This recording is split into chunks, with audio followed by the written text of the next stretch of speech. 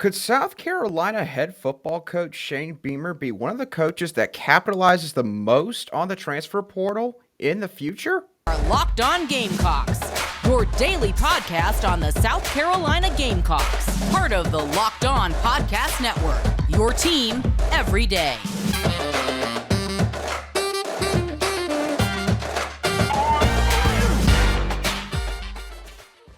Hello, Gamecock Nation, and welcome back to the Locked On Gamecocks Podcast, your show for daily Gamecock headlines and potential storylines on your favorite South Carolina sports teams. I'm your host, as always, Andrew Lyon, and while I'm going to continue talking about recruiting today, I'm going to talk about an aspect of the recruiting world that now all college football programs deal with that I haven't really discussed much of up to this point, and that is the transfer portal.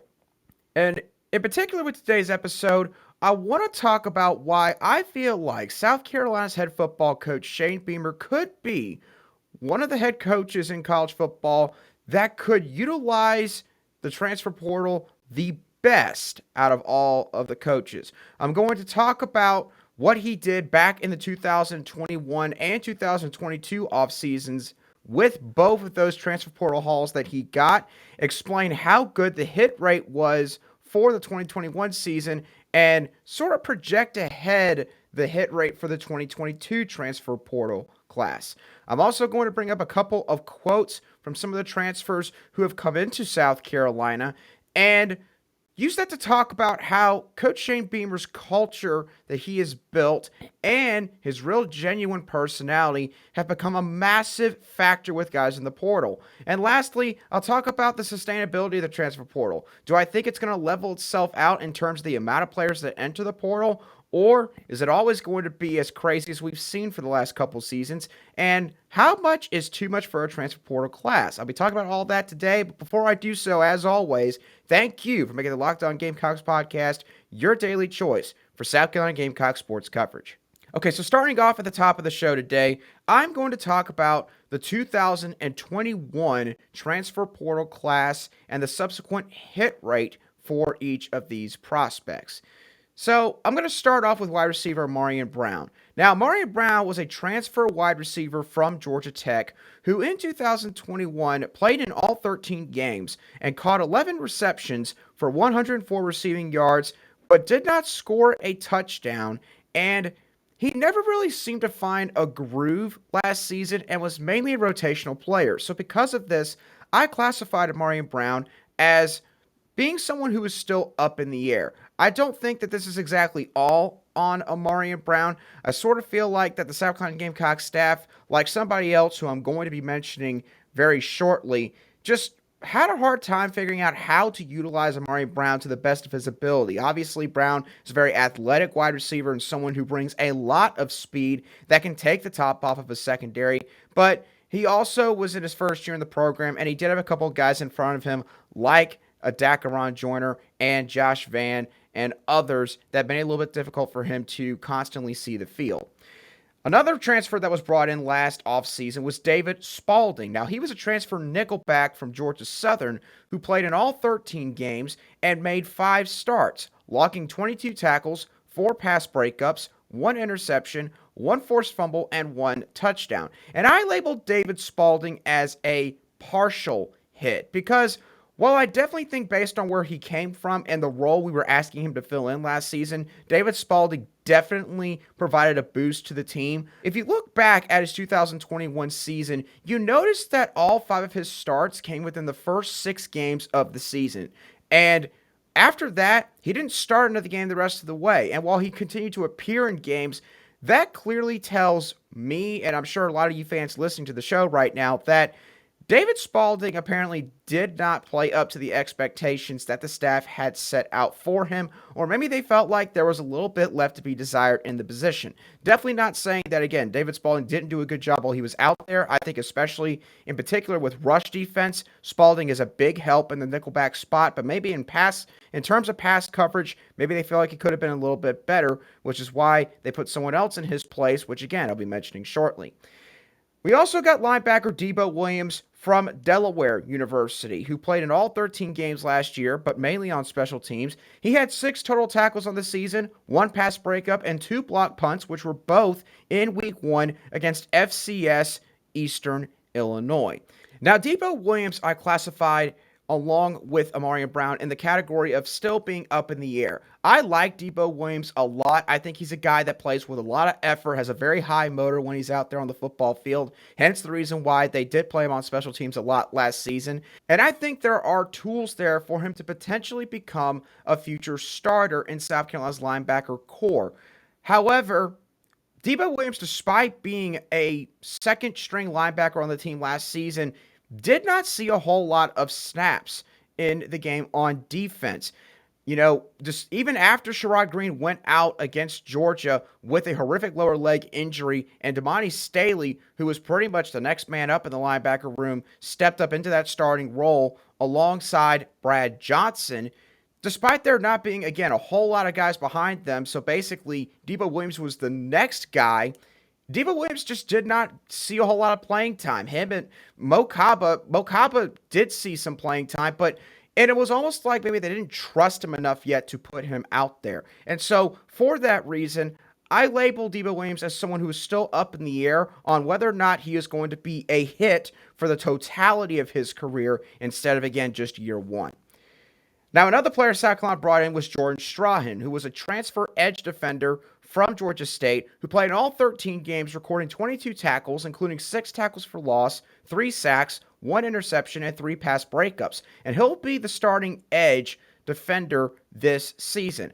I labeled Strahan as a projected hit for this upcoming season. I think considering the fact that he only had to be the backup to Kingsley Enagbare this past year, Strahan, in my opinion, did do a good job. I do feel like that he could do a little bit better in terms of rush defense. There was too many times where I felt like he wasn't really able to even hold his ground against maybe some of the bigger, beefier offensive tackles that he faced in SEC play. And of course, playing in the Sun Belt Conference, you're not going up against guys that are as big and as strong as guys in the SEC, so I don't put all that on Jordan Strahan, and hopefully this offseason he has taken the opportunity to put on some weight, to add some muscle, so that he will be able to take on these guys throughout the course of an entire football game this season. And I think this season he is going to do his job in terms of being a solid pass rusher on the edge for the Gamecocks. Another player that the Gamecocks brought in was Jakeem Green. He was a transfer defensive tackle out of Nebraska.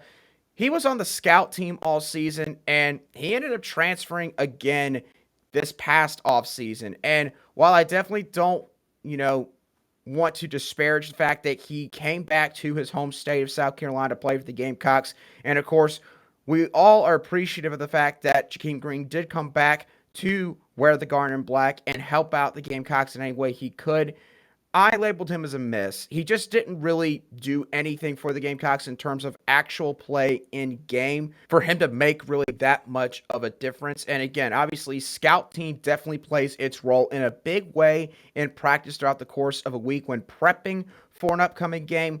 But in terms of, again, on-field production alone, Jakeem Green, I hate to label it this way, was a miss from this last transfer portal class.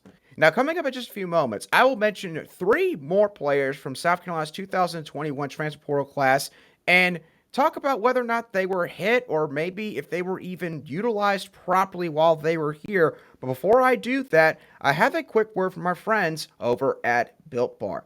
Now, from the people who invented healthy and tasty comes the latest gift to your taste buds.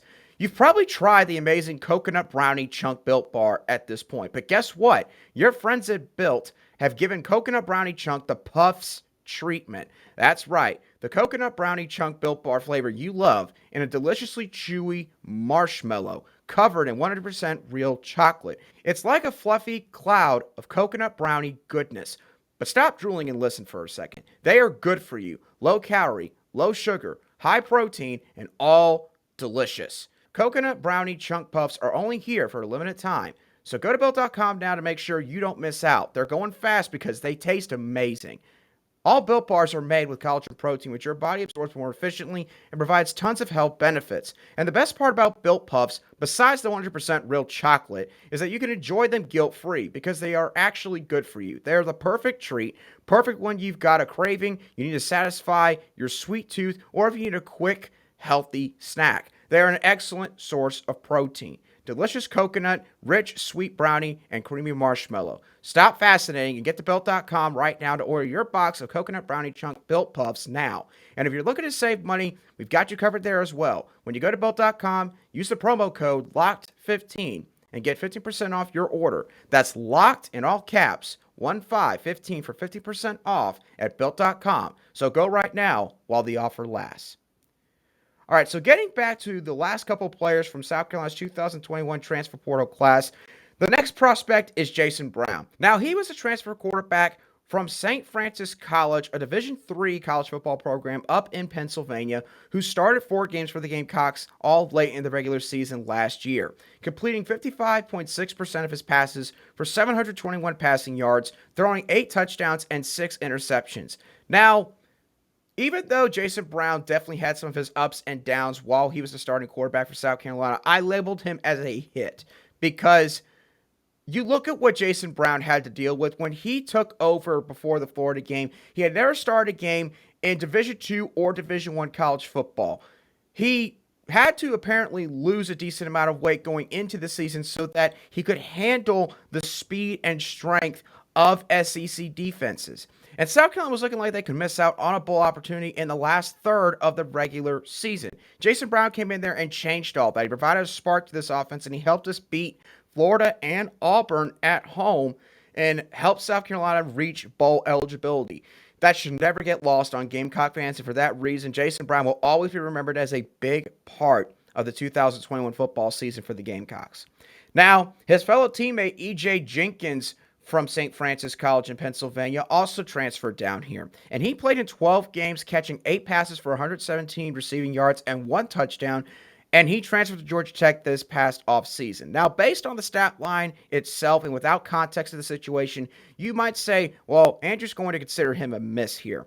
But I'm not going to. Matter of fact, I didn't even count E.J. Jenkins amongst the hit or miss groups. I categorized him as misutilized because, quite frankly, for a guy who was 6'6", 6'7", a decent enough athlete, and somebody who could have definitely helped out this receiving corps more than he did last year, I'm not going to be quiet about this. I don't think that he was utilized properly at all by offensive coordinator Marcus Satterfield.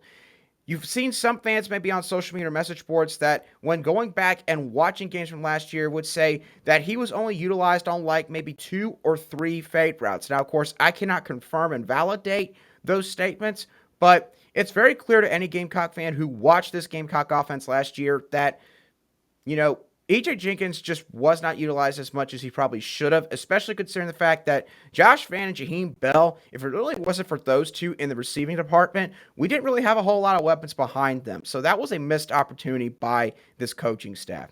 And the last player that was brought in for the 2021 transfer portal class was Carolina Patel, who was a transfer nickelback from Assumption College, who in 11 games had 21 tackles, including 2.5 tackles for loss, 1 sack, 2 pass breakups, and 2 forced fumbles, and did so well for his final season of college football. He got a camp invite to the Philadelphia Eagles this offseason.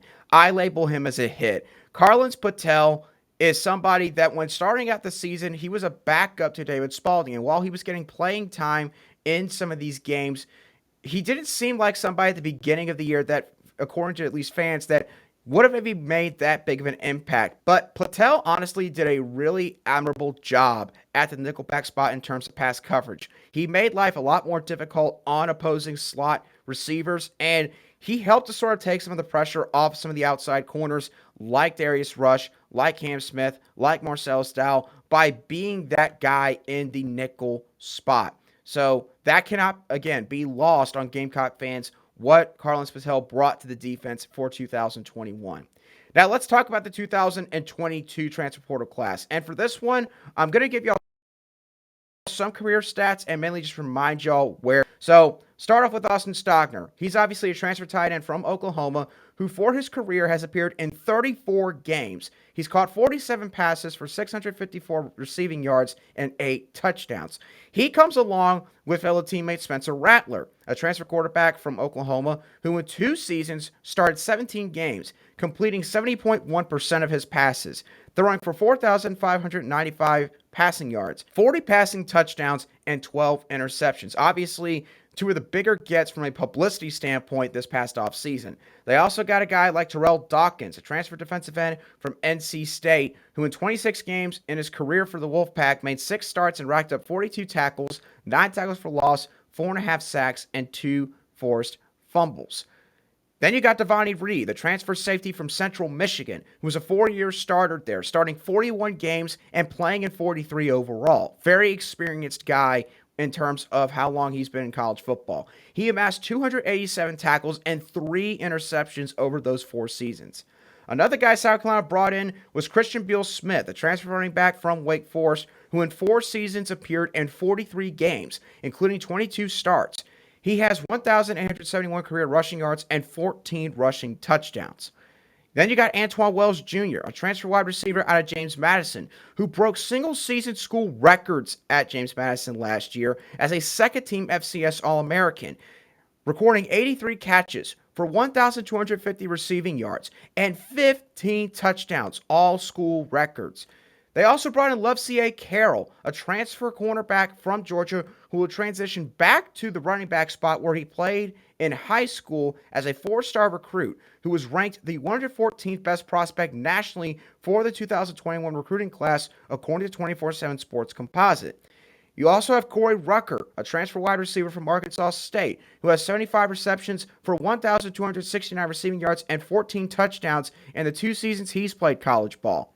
And then finally, you got Nate Atkins, a transfer tight end from East Tennessee State and son of offensive line coach Greg Atkins, who in 4 seasons for the Buccaneers had 73 catches for 749 receiving yards and 4 touchdowns. And he's primarily known for his blocking ability, so he'll be a big help in terms of multi-tight end sets.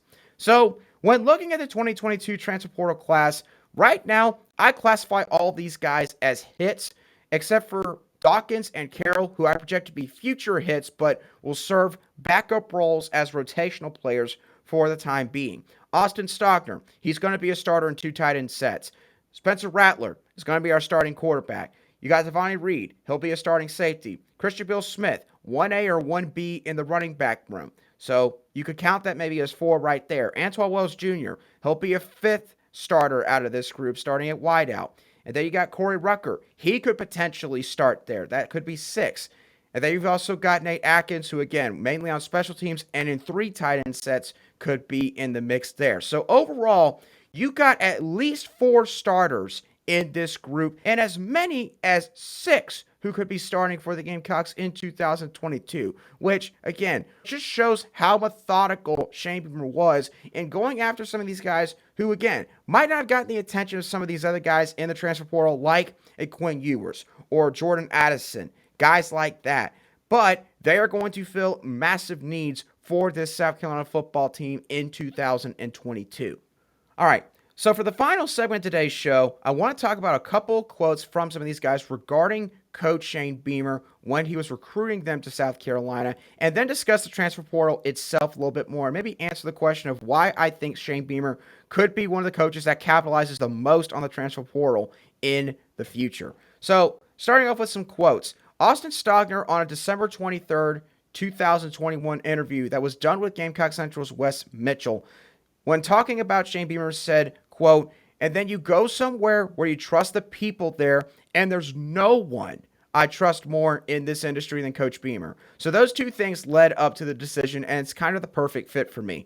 Me and Coach Beamer, we were real tight at Oklahoma. Coach Beamer was the H-backs and tight ends coach at Oklahoma when he was there, which is why he has such a close relationship with Stogner.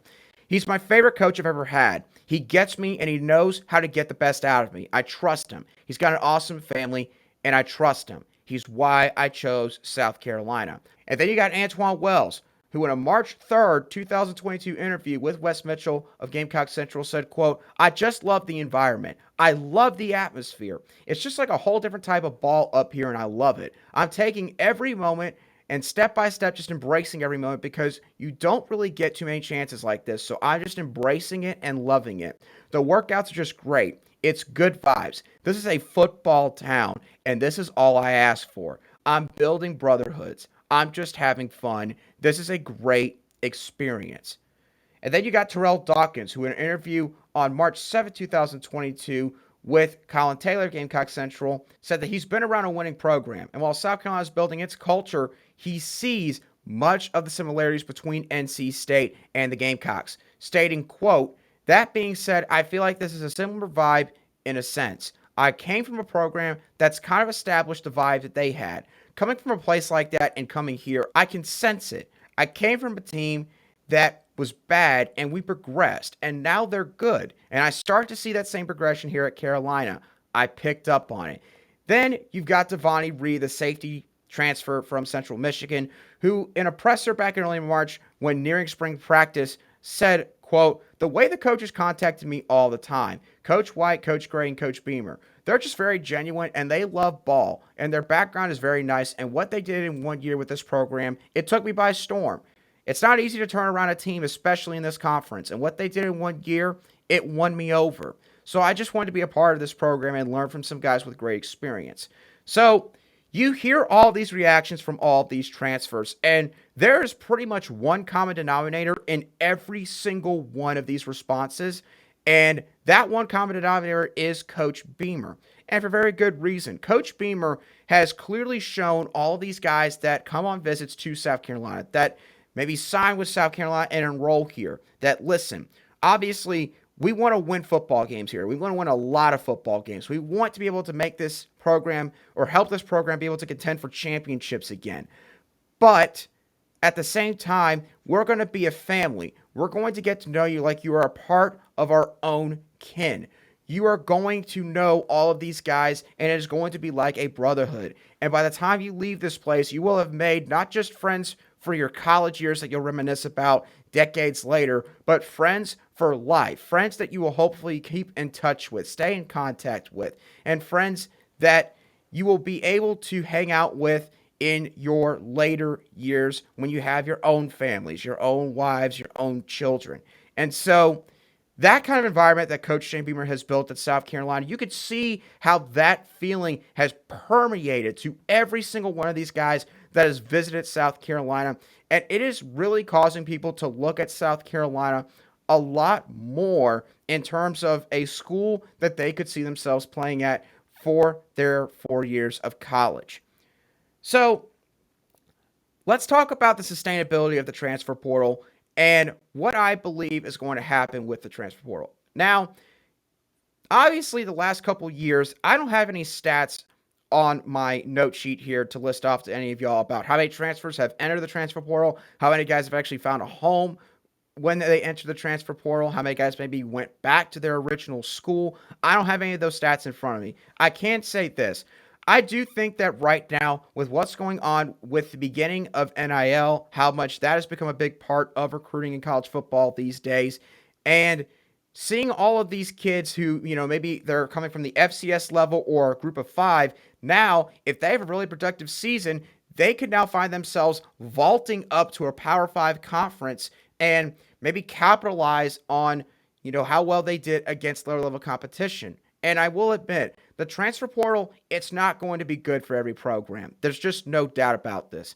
This is going to hurt junior colleges, community colleges, colleges where guys are playing for essentially their last chance to play college ball. So basically, if you're someone that maybe makes one mistake in college and you have to go to one of these JUCO places to try to repair your image and reputation, and you put in all this hard work and you turn around and you can't go to pretty much any of the schools that were initially interested in you because they all found kids from the transfer portal, we're going to start hearing stories about this kind of stuff happening. That's not good for the game of college football.